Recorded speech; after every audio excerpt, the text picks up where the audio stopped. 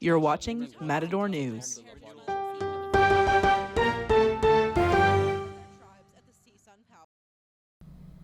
Hello and welcome to Matador News. I'm Anthony De La O. And I'm George Sakers. The ever-present threat of President Trump's tariffs is roiling the stock markets as investors remain skittish on the effects on these taxes.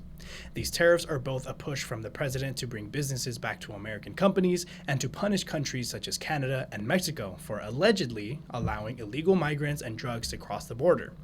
These tariffs have drawn retaliatory actions from Canada, which says a trade war will have no winners. Earlier today, Trump doubled his tariff on Canadian steel and aluminum, upping it from 25% to 50%, but put that action on pause later. These taxes have been met with mixed reactions all across the board, and Democrats stand fiercely opposed, and Republicans, some fully supportive, some starting to raise questions. Senate Majority Leader John Thune says he believes these tariffs are necessary but hopes to see them end soon. The president, I believe, is trying to accomplish a specific objective here, and that is to halt the flow of fentanyl into this country. And the tariffs are a tool in order to make that happen. And I am supportive of using tariffs in a way to accomplish a specific objective, in this case, ending drug traffic. But as I've said before, I hope these are temporary. I think the one thing that markets don't like is uncertainty, and there's obviously uncertainty, I think, around that tariff policy. Representative Dan Newhouse, a Republican from Washington, says he worries how retaliatory tariffs may affect the agricultural sector. It's certainly, from an agricultural perspective, we're concerned about having these trade battles with some of our top trading partners. Agricultural products are typically the target for retaliation. Agriculture is already down. We don't need more complications to make it harder to make. The stock market swung wildly all day today and closed down. The Dow fell 478 points to close at 41,433. The S&P 500 stumbled, losing 42 points and finishing at 5,572. And lastly, the Nasdaq had its shortest fall in a little while, losing 32 points to finish at 17,436. Ukrainian President Volodymyr Zelensky accepts the U.S.'s ceasefire proposal. The 30-day ceasefire was proposed at a meeting in Saudi Arabia. National security officials say the over 8-hour discussion shows progress after last month's shouting match in the Oval Office. The United States will continue to share intel and military aid for Kyiv. Zelensky says that Ukraine accepts the proposal, but the truce only starts when the Russian Federation agrees. And today, in the conversation, there was a proposal from the American side to take the first step immediately and try to establish a complete ceasefire for 30 days, not only with regard to missiles, drones and bombs, not only in the Black Sea, but also along the entire front line. Ukraine accepts this proposal. We consider it positive. We are ready to take such a step, and the United States of America must convince Russia to do so. That is, we agree, and if the Russians agree, the silence will work at that very moment. Trump says he will meet with Russia tomorrow. The Education Department is preparing to lay off half of all employees. This follows a call from Trump to dismantle the department entirely and disperse the programs handled under it. The layoffs are part of a broader government initiative led by the Musk-led Department of Government Efficiency to significantly downsize the government. Longtime department workers say they have never experienced a time when offices have been completely closed. The National Transportation Safety Board is making some changes to takeoff protocols. After a mid-air collision between a passenger plane and Army helicopter killed 67 people earlier this year, they pushed a recommendation on today to ban helicopter flight paths for a 4-mile stretch over the Potomac River. This area is heavy with airplane traffic flying into Ronald Reagan National Airport. Transportation Secretary Sean Duffy approved the recommendation, and flight restrictions around the area will continue until the end of the month. In addition to restrictions, Duffy says the Federal Aviation Administration is utilizing AI to help make sure this doesn't happen again. In this administration, we are focusing on safety, and so what the FAA has deployed is AI tools to make sure we can sift through the data and find hotspots in our airspace at our airports. So if there's another DCA-esque situation out there, our AI tools will help us identify those and take corrective actions preemptively as opposed to retroactively. The FAA has had issues with staffing air traffic controllers and being unable to identify near misses and aircraft hotspots in an area. By utilizing AI and stepping up their game, the FAA hopes to make the skies safer every day in the United States. The FAA are only one among many groups that are adopting AI into its practices. Our tech reporter Dani Sapoznic says AI is being used in places you may be surprised by. This week in the tech world, the app helping migrants apply for asylum has been overhauled by the Trump administration. CPB-1 was changed to CPB Home yesterday, revealing the app's new system for letting undocumented immigrants leave the U.S. voluntarily. Officials say the app system offers a chance to leave before facing harsher consequences, as well as a potential opportunity to return to the U.S. in the future. A cyber attack is under investigation for the app X, formerly known as Twitter. The app was down multiple times yesterday, resulting in over 40,000 users filing complaints. While Elon Musk says the attacker's IP addresses originated from Ukraine, cybersecurity experts say the IP addresses are worldwide and could have used a third party to hide their actual locations. While it is too early to confirm, Musk believes the cyber attack came from a large group or country. New surgical robots, decades in the making, is helping surgeons perform microsurgeries with ultimate precision. The new system magnifies the area getting operated and reduces natural hand tremors. The doctor operating the system uses a 3D screen and hand controllers. The director of Cedars-Sinai Division of Plastic Surgery says the robot will open up a new avenue for treatments for diseases they never even considered treating. The system is approved for head and neck surgeries and could even extend to brain, abdominal, and chest procedures eventually. AI is making its breakthrough into the world of wine. Intelligence-based autonomous tractors are now available to work on the vineyards and work the fields. These tractors have a self-driving feature and are equipped with AI sensors to map out the vineyards in order to work autonomously. A wine farmer from Northern California says AI tractors will not replace the human element of the winemaking process, but it will also instead help these farmers work smarter with less fatigue. That's all for now in tech. From Maple Hall, I'm Dani Sapoznic. Now, back to you. Thank you, Dani. Protesters flocked to UCLA's campus to speak out and defend free speech and academic freedom. This comes after the Department of Education sent letters to 60 universities across the United States that claimed Jewish students are being discriminated against on their campuses. Such universities are USC, Chapman University, and UC Santa Barbara, among others. The letters reminded the schools to adhere to Title VI of the Civil Rights Act, where no federally funded institution can discriminate based on race, color, and national origin, or they will lose federal funding.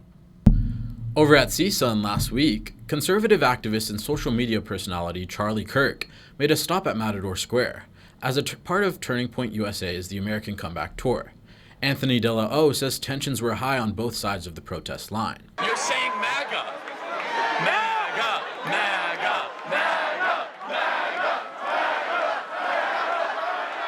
The American Comeback Tour made its stop at CSUN, welcomed by a crowd of hundreds. Charlie Kirk, founder and CEO of Turning Point USA, announced earlier last month that he'd travel from state to state, from college to college, to debate students of all backgrounds. Turning Point was founded to organize conservative student activists, and Kirk's mission in this tour is to offer a counter perspective to what he calls leftist academia, and draws attention to the program. Event staff and volunteers from Turning Point USA were instructed not to speak to the press, including the student media. Groups of people packed into Matador Square to protest Kirk's presence. Progressive organizations pushed back against the event and issues that Kirk has made a stance against. CSUN staff held a line between the left-wing protesters and right-wing counter-protesters, and while multiple groups composed the crowd, a large number of protesters came from the deaf community. The Deaf Student Association and Deaf Sorority Alpha Sigma Theta organized against Kirk for his stance that sign language interpreters were unnecessary and taken away from emergency communications. Talking about interpreters recently and that comment that they were a distraction, and she was explaining that sign language is not just English verbatim, but on the hands, it's its own language. American Sign Language is its own language. And when she had this discussion with him when Charlie Kirk was at USC, he actually walked back his remarks a little bit because he was actually willing to consider that comment, but it came from a hearing person. It didn't come from a member of our community. CSUN has the largest deaf student population in the western United States, according to the National Institutes of Health, and was the first higher education institution to provide professional interpreters and captioning services to all deaf and hard of hearing students. The event incited passionate disagreement from progressive students and gave platform to the conservative voices on campus, as planned by Turning Point USA. For the Sundial, Anthony. Hi, nice. A very lively crowd here today. I know, right? Over 15,000 people marched through downtown Los Angeles on Saturday for International Women's Day. Protesters marched from Pershing Square to City Hall and said they were fighting for abortion, immigration, and disability rights that have been threatened under the Trump administration. This Thursday will be the last day of both the Bajecitas and Suavecitas and Pachuquics revisited exhibitions at the CSUN Art Galleries. The Dream Center wants faculty and staff to become more aware of its available resources and is hosting UndocuAlly, a training this Wednesday to support undocumented and mixed-status students. Students in STEM can look forward to the STEM Career Fair happening in the USU this Wednesday at 12 and gain research, club, and career opportunities. The Ballet Folklorico of Mexico is also coming to CSUN this weekend. Our entertainment reporter Sam Kline has more on the unique group and details on recent honors granted to musicians and actors. This week in entertainment, celebrities are receiving recognition and speaking out about concerns. Let's talk about it. Following her recent Grammy win for Best Rap Album of the Year, Doechii is now Billboard's 2025 Woman of the Year. Billboard says her unique sound, style, and spirit earned her the honor. Doechii has had 5 songs hit the Billboard Hot 100, including collabs with Tyler, the Creator, and Genie, which were Balloon and Extra L. Doechii, along with other women in the industry, will be celebrated at the Billboard 2025 Women in Music event later this month.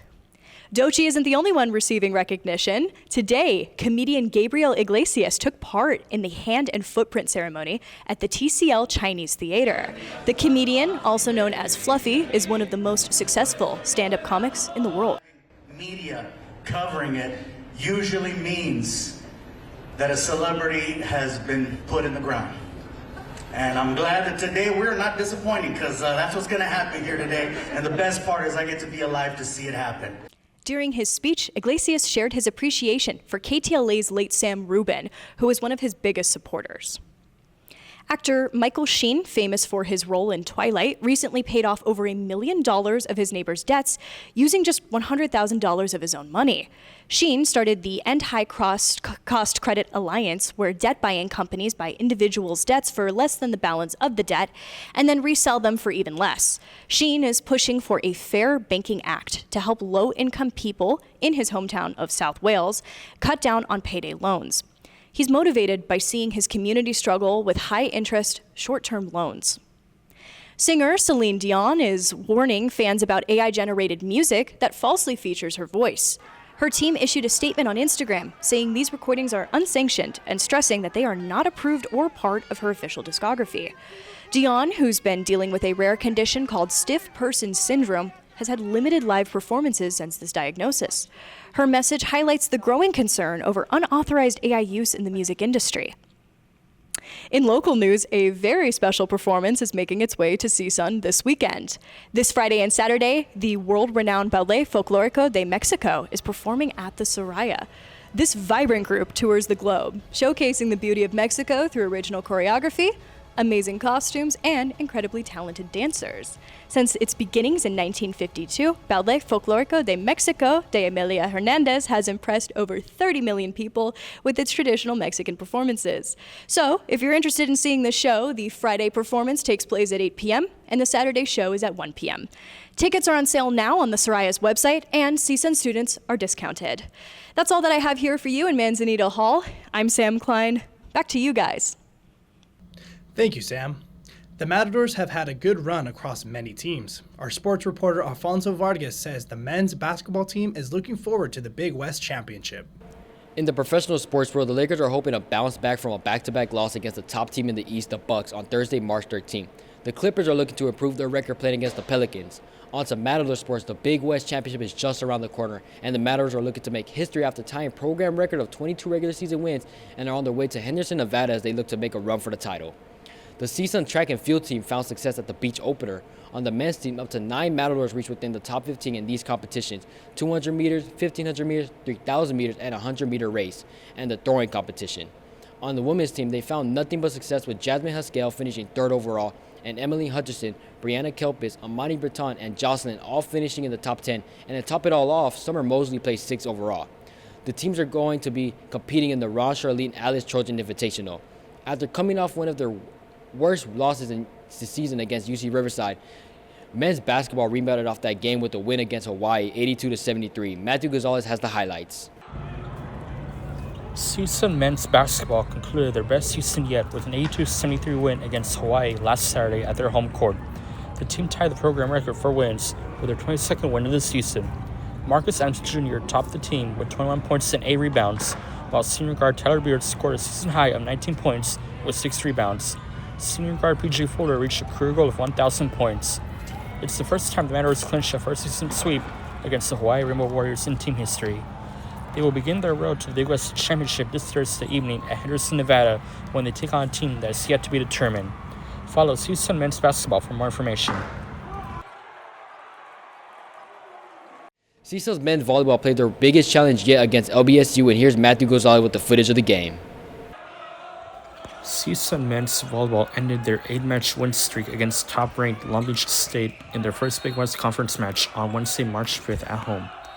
The Matadors lost all 3 sets 25-22, 25-15, and 25-20. CSUN opened a lead 10-7, but Long Beach stepped up and tied the game 15-15 not long before taking the first set win 25-22. The second set gave the Beach a 6-2 run as the lead grew to 19-10 before taking a 25-15 win. The Matadors fought till the end, but Long Beach capped off a 3-0 win in the final set, 25-20. You know, I thought Long Beach really did a great job of turning it up. The service line, I thought they were really fantastic in terms of the pace of the ball, and they put a little bit of pressure on us, and I felt like that turned into a couple of some runs, and it definitely got to our confidence a bit, and then I think we were able to kind of rebound and bounce back from that. Reporting for the Sundial, Matthew Gonzalez. That's all for me in Redwood Hall. Now back to you. Thank you, Alfonso. That's all from us here at Matador News. For more from our reporters, check out the Sundial's YouTube. If you're interested in becoming a part of Matador News, when we come back from spring break, our team will be holding a workshop on the skills you need to jump right in. Visit the Sundial event calendar for more information. I'm George Sakers. And I'm Anthony Dela O. Have a safe spring break, Matadors.